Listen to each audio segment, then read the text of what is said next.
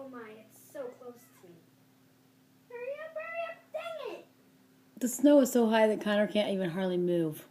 Wait, what? He can't even hardly move to make a snow angel.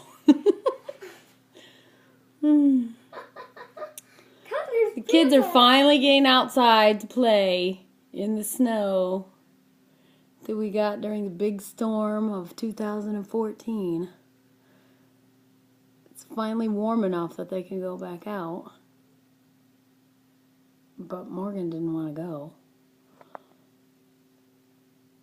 So she's in here with me. But look at Connor, the snow's up to his knees. There's snow all over Connor's thing. I know.